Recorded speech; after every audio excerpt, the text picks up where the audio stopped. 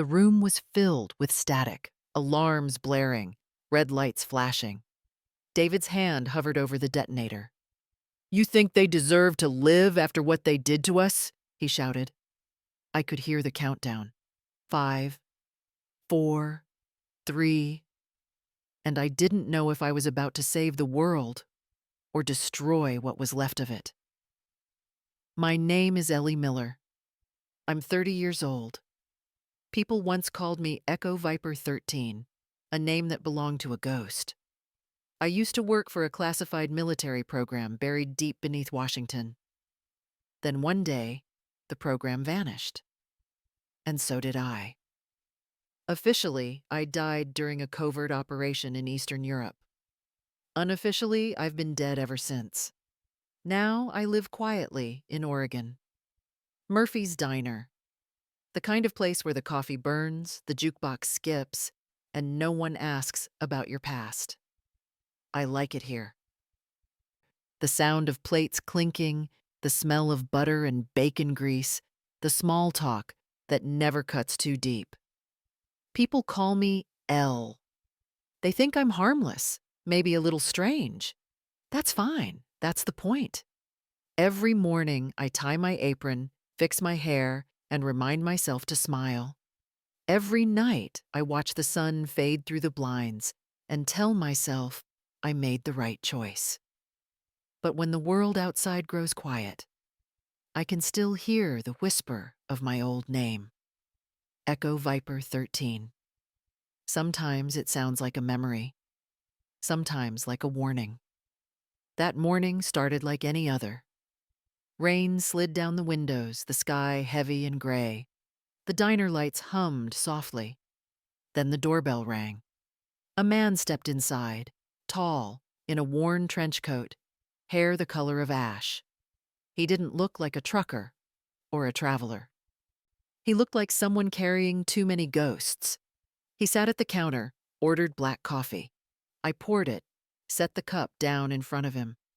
When he looked up, something in my chest went cold. Those eyes, sharp, familiar, had once stared at me through bulletproof glass. For a long moment, neither of us spoke. Then he said it. Echo Viper 13. The sound of it cut through the air. I froze, my hand still holding the coffee pot. "You must have the wrong person," I said quietly. His voice didn't waver. 3 years hiding under a false name, waitress in a diner off Highway 17. That's quite a cover, Miller. I forced a smile. Never heard of her. He leaned closer, the smell of rain still clinging to his coat. "You can lie to me if you want, but you can't lie to your own fingerprints." Something inside me cracked. It was his tone, calm, almost gentle. The tone of a man used to giving orders that ended in body bags. "Colonel Morrison," I whispered. He nodded once. "We have a situation," he said. "Someone used your biometric access to enter a restricted vault at Quantico. They stole something called the Thermal Lance Protocol." The name hit me like a gunshot. That project was buried years ago. A prototype, a portable thermonuclear reactor, more weapon than technology, and now it was gone. "Why are you telling me this?" I asked. "Because whoever took it used your retinal scan and your DNA signature. The system thinks it was you." I felt the blood drain from my face. "That's impossible." "Maybe," he said, "but the data doesn't lie." He reached into his coat, slid a small folder across the counter. Inside was a single image, a grainy still from a security camera. A man, tall, Asian, walking through a corridor lined with steel doors. I recognized the way he moved before I saw the scar on his jaw. "David," I breathed. Morrison nodded. "Chen's alive." For a moment, I couldn't speak. David Chen, my partner, my friend. The man who was supposed to have died beside me in the explosion that ended our unit. He couldn't be alive. And yet there he was, caught in a blur of pixels, walking into the past I'd buried. I pushed the folder back toward Morrison. "I'm not part of this anymore." He didn't blink. "You don't get to walk away, Miller, not this time." "You made sure I did last time," I said bitterly. Silence. Then his voice softened. "Someone's framing you. If we don't find them first, the government will. And when they do, you'll be the one in handcuffs." I stared at the coffee pot, at my reflection rippling in the dark surface. For years I had convinced myself that the war was over, that ghosts couldn't touch me here. But in that moment, I realized something I'd forgotten. The past doesn't knock on your door. It breaks it down. And mine had just walked in, wearing a uniform and a name I thought I'd never hear again. He didn't look surprised when I denied it. Instead, he reached into his coat and slid a tablet across the counter.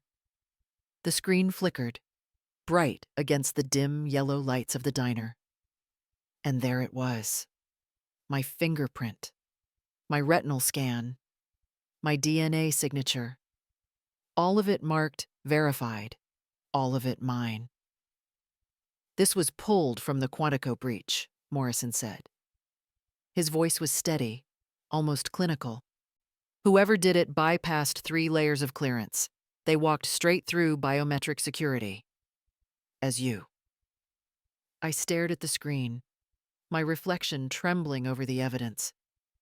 "That's not possible," I whispered.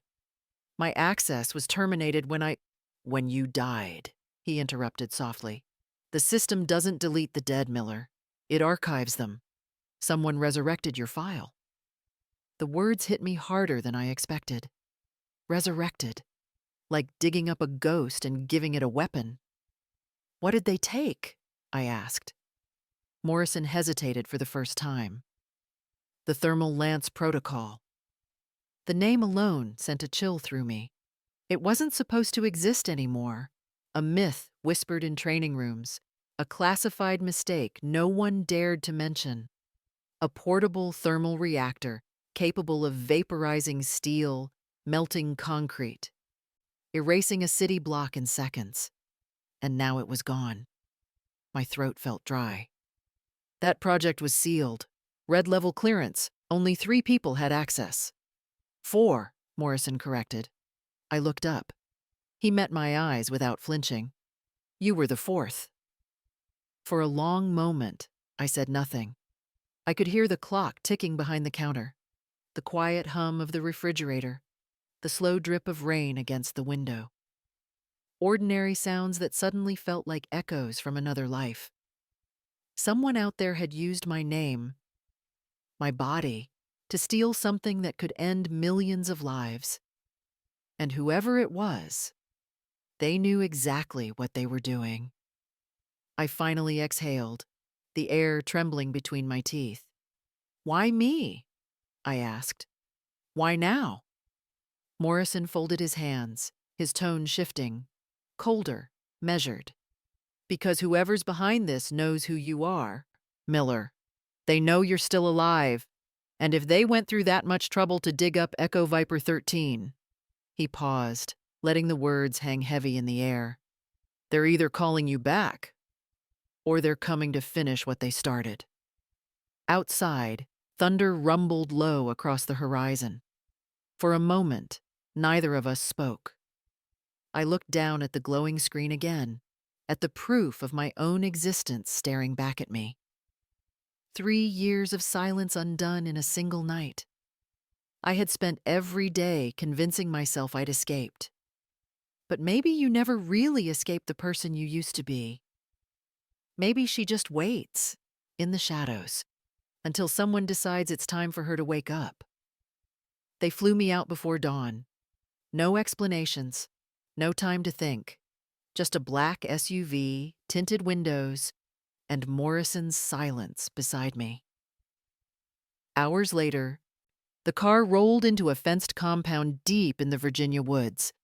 A facility that didn't exist on any map. Cold air, fluorescent lights. Everything smelled like metal and secrets. Inside, they stripped away my phone, my ID, even the fake name I'd worn like armor. Ellie Miller doesn't exist here, Morrison said as we walked down the corridor. Only Echo Viper 13 does. They led me into an interrogation room. Bare walls, one table, two chairs, and a screen waiting to resurrect the past. Morrison stood across from me, his tone all business now. I need you to see something. He tapped the screen, and the footage came alive. A grainy image. Security feed. Time-stamped 48 hours ago. A shipping yard at night. Rain slicing through the air. A figure moved across the frame. Face hidden. Body language cautious, but precise. I leaned closer.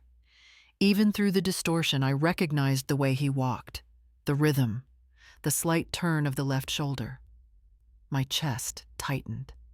That's impossible, I whispered. Recognition algorithm flagged him with 87% certainty, Morrison said. Facial structure, gait pattern, scar placement. He zoomed in, a faint line along the jaw, the same scar I'd once seen when he smiled. David Chen. For a moment, I couldn't breathe.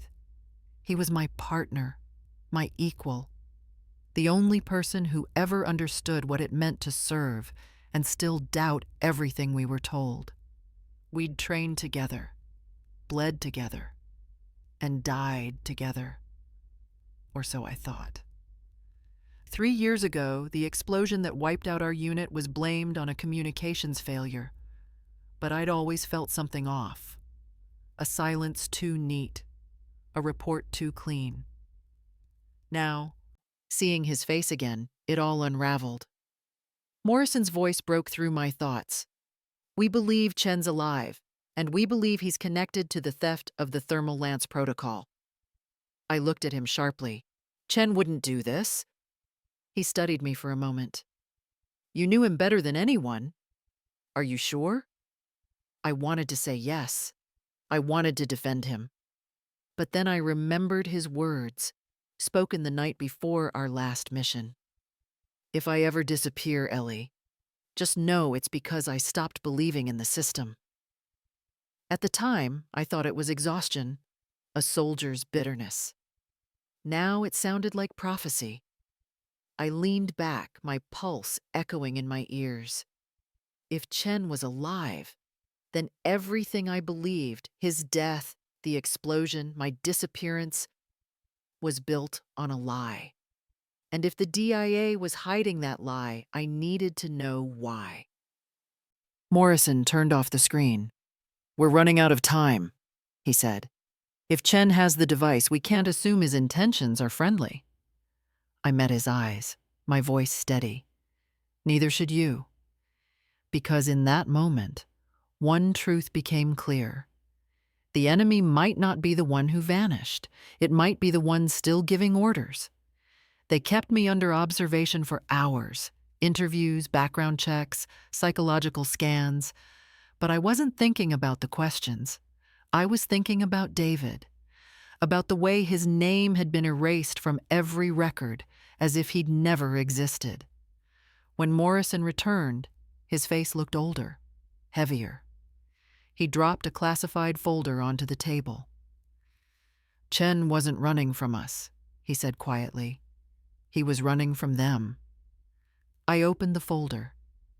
Dozens of documents, encrypted messages, financial transfers, trails of digital blood, and one name circled in red ink.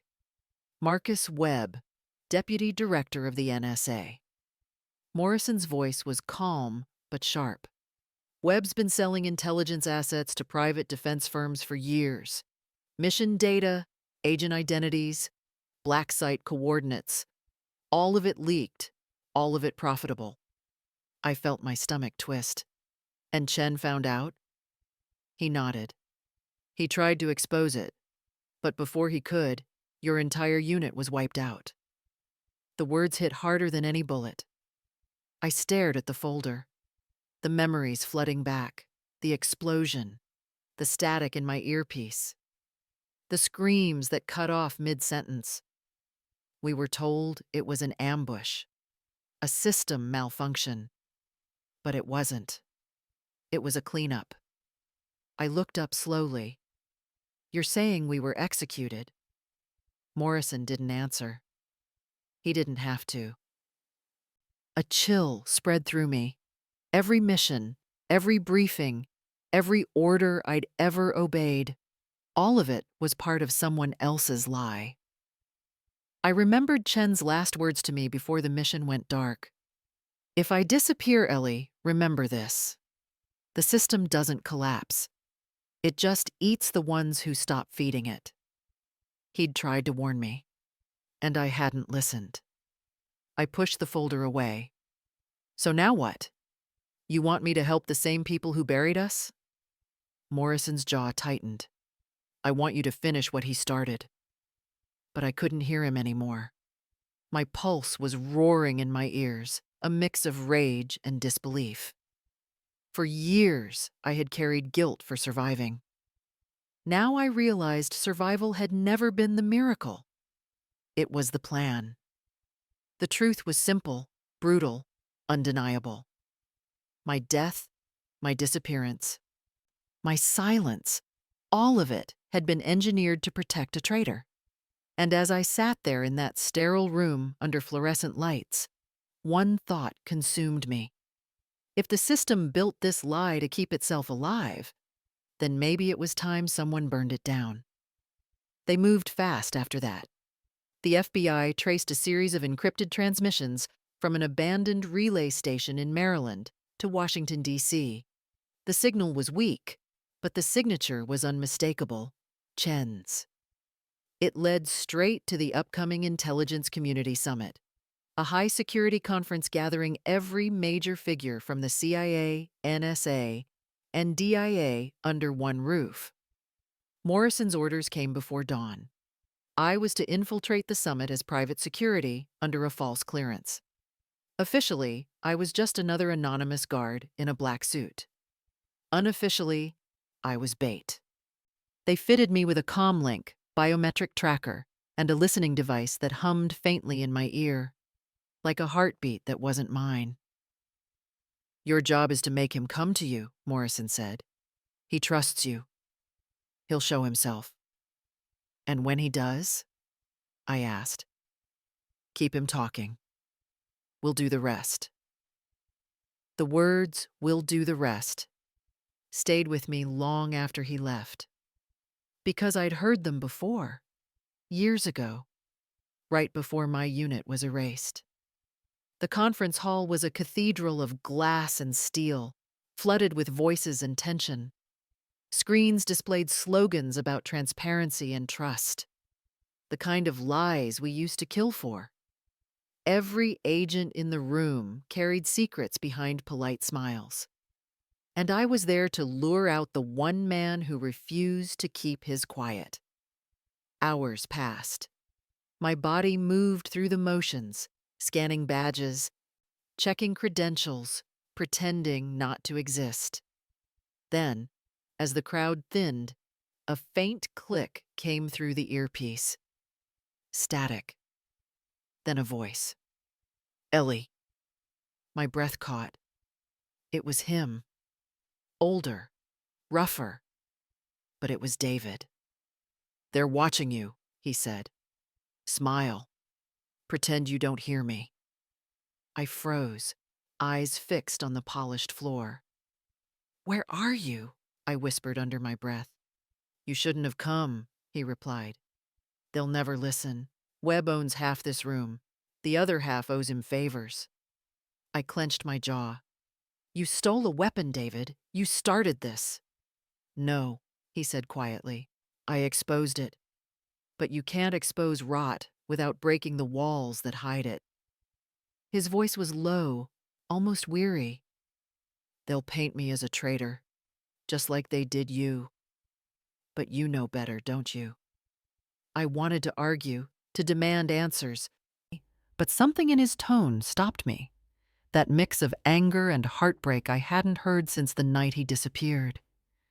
And for the first time, I realized something terrifying. Maybe he wasn't running from justice. Maybe he was running from what justice had become. I looked around at the agents, the officials, the polished surface of power, pretending to be order. And I couldn't shake the thought. Maybe David wasn't completely wrong. The signal led me to the lower levels of the conference center, a maze of steel corridors and humming servers, far from the noise above. Security badges didn't work down here. Only those with real clearance belonged. And yet, somehow, I found him. David Chen stood in the glow of flickering monitors, his hands shaking slightly as lines of encrypted code scrolled across the screens. He looked older, thinner, his face marked by sleepless years, but his eyes, those eyes still burned with the same defiance that had once inspired me to believe in something bigger than orders. For a long moment, we just stared at each other. Neither of us spoke. The air between us felt like the space between a gun and its target, too close for safety, too far for forgiveness. Finally, I said his name. David. He turned slowly. You shouldn't have come, Ellie. I didn't have a choice. He almost smiled. You always say that, even when you did. I took a step closer. You stole a weapon that could kill thousands. Whatever you're planning, it ends now. He shook his head, voice low but steady. I didn't steal it. I took it out of their hands. Webb's been selling access to our systems for years. He's the reason our unit died. The thermal lance was insurance, proof. I froze. You're using it as leverage? He nodded. He's upstairs right now, smiling for the cameras. And when this goes live, everyone watching will know what he's done. You're going to broadcast it here? To every channel, every feed, every network, he said. Webb confesses, or the world sees the truth. Unfiltered.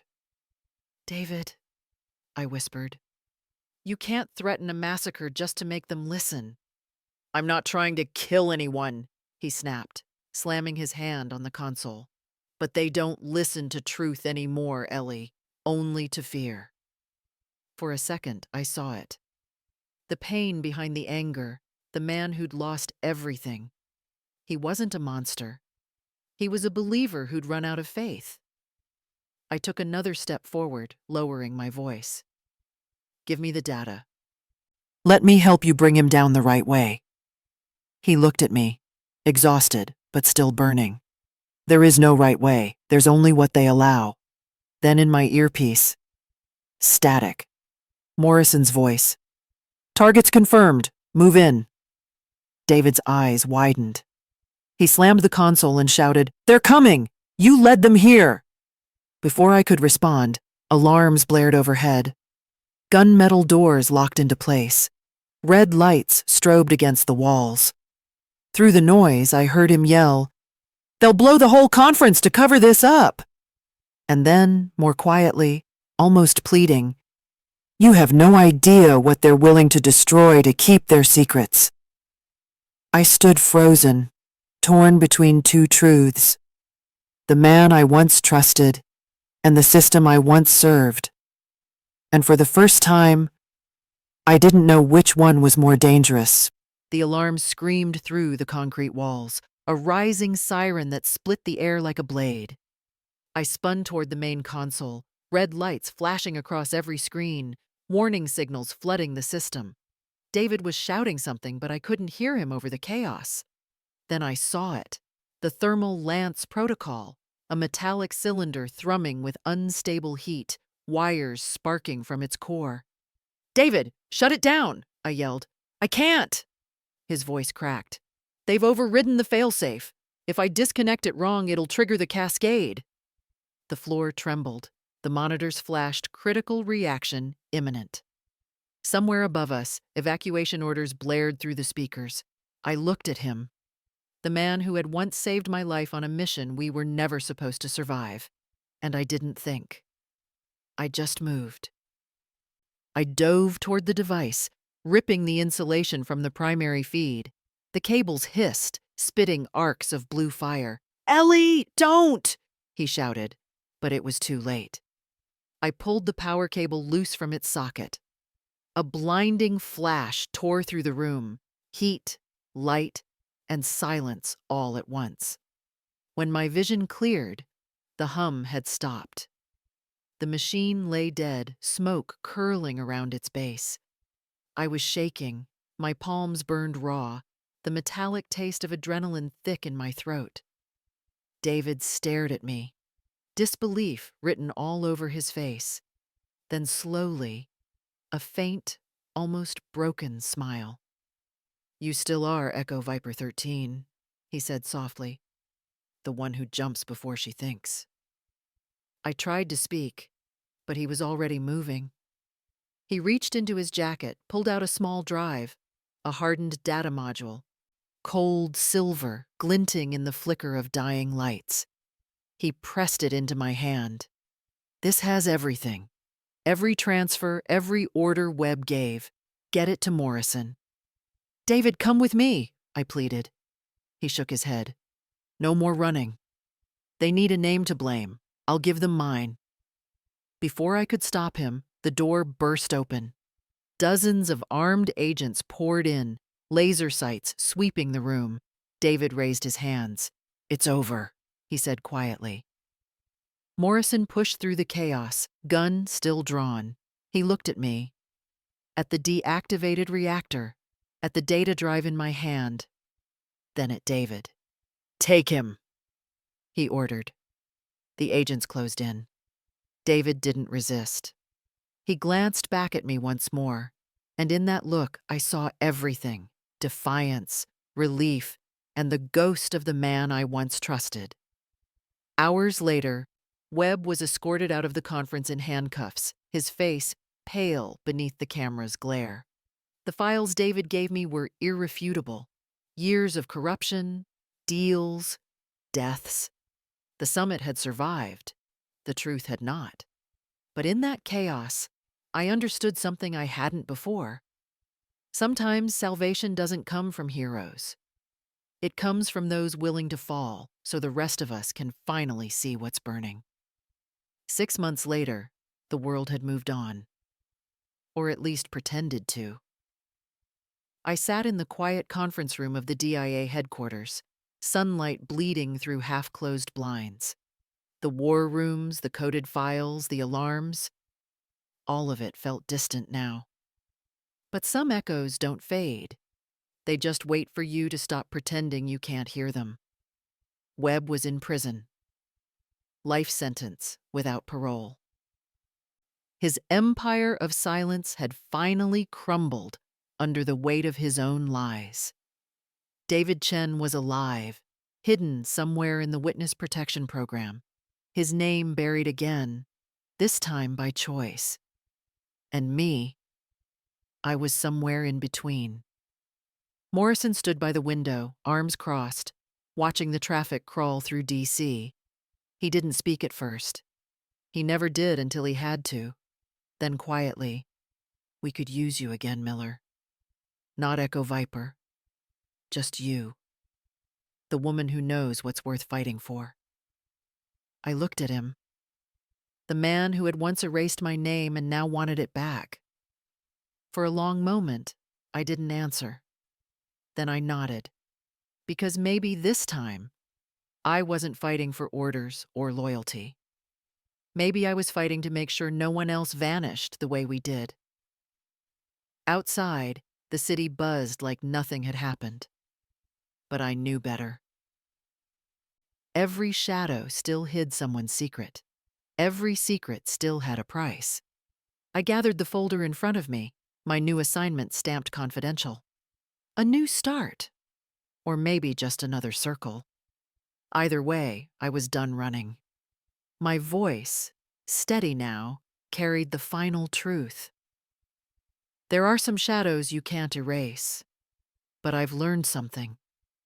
No matter how far you run, the truth always finds you. And this time, I'm not running anymore.